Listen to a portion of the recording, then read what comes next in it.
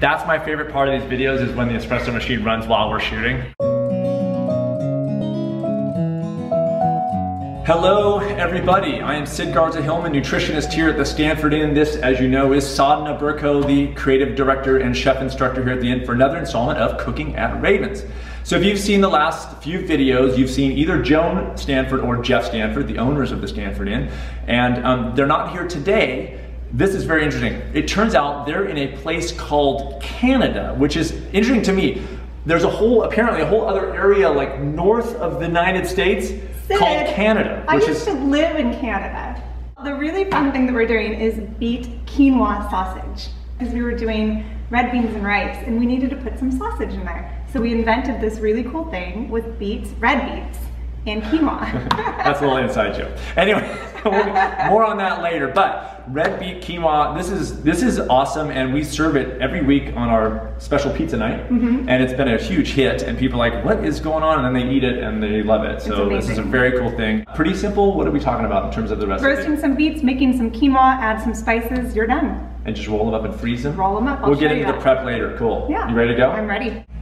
If you've got a large beet, take that beet and cut it in half or quarters so that all the beets will roast at the same time. So a really light spray of oil and a dust of salt, and they're going right in the oven. So make sure your oven's at 425 degrees. Put them in there for about 15 to 20 minutes until they're fork tender. So now it's time to check on them. Let's see how they're doing. They look great. Just to make sure they're fork tender, we're gonna put the fork in there and make sure it goes most of the way through. We pre-prepared the quinoa for this recipe today. For your recipe at home, just follow your quinoa's instructions, or typically it's about 2 to 1 water to quinoa. Bring it to a boil and simmer it until you reach the consistency that you want. So you'll see a picture of what ours looks like, and we're moving forward. Often we use agar-agar in our restaurant to thicken things. In this instance, we're using it to get a very thick gel-like consistency so that we can form our sausages. Okay, real quick thing on agar. This is what we use, which is powder. We also use flakes, but you can't use the same measurements for powdered flakes. So typically the conversion is what?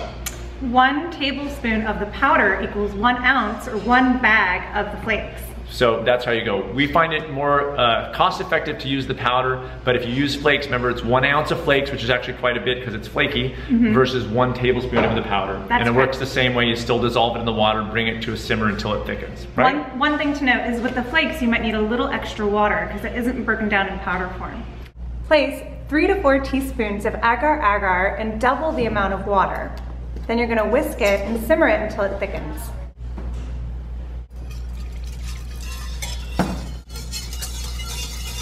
So you want your agar and water to look a little like hot lava. When it starts to do this bubbly thing, you know you're there. But you also want that to happen in all of the agar. So give it a little whisk and continue to make it look like hot lava.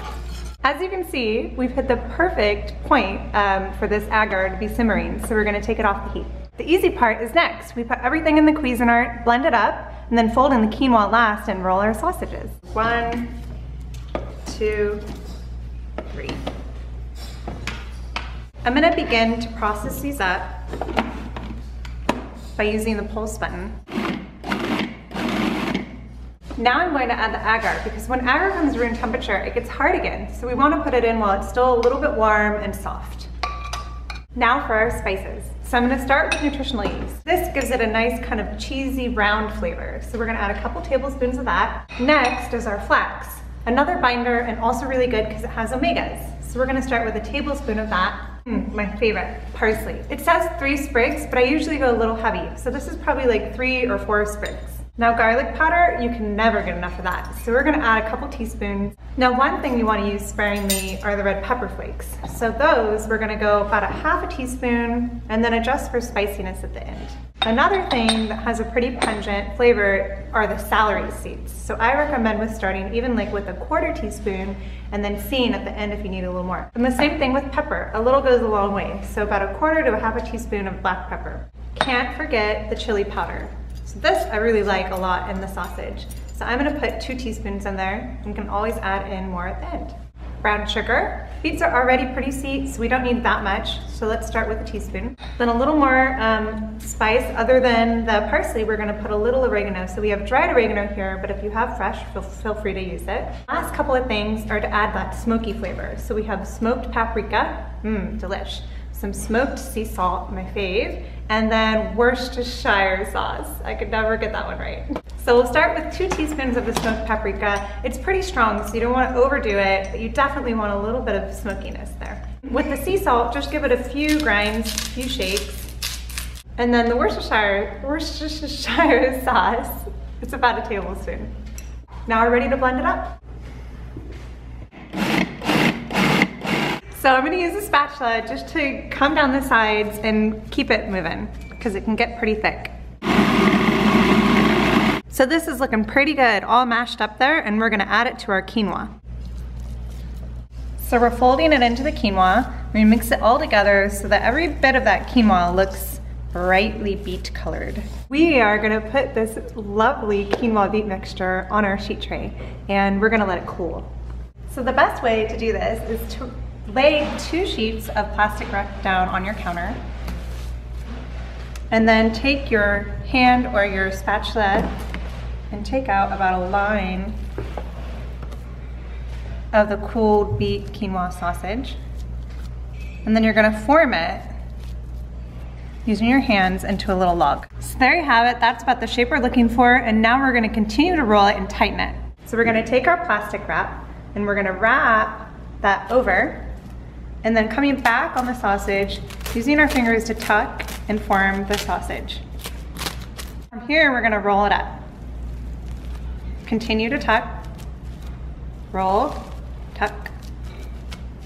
Now this is the tricky part. At the end, this one's gonna twist back and this one's gonna twist forward. Then you do that at the same time and twist it until it becomes even more tight. After rolling your beet quinoa sausage, an important step is to put it in the freezer. And you want to put it in the freezer until it's most of the way frozen.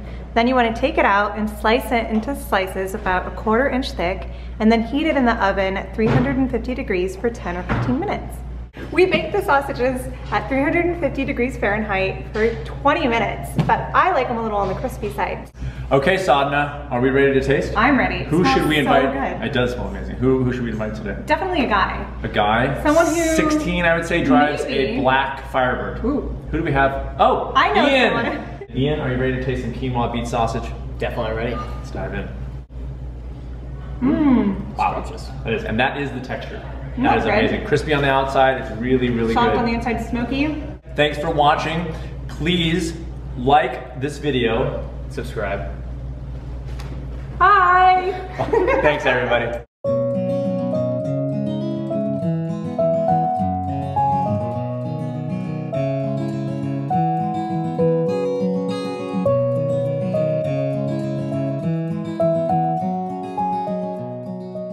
Who's a good dog? Who's a good dog?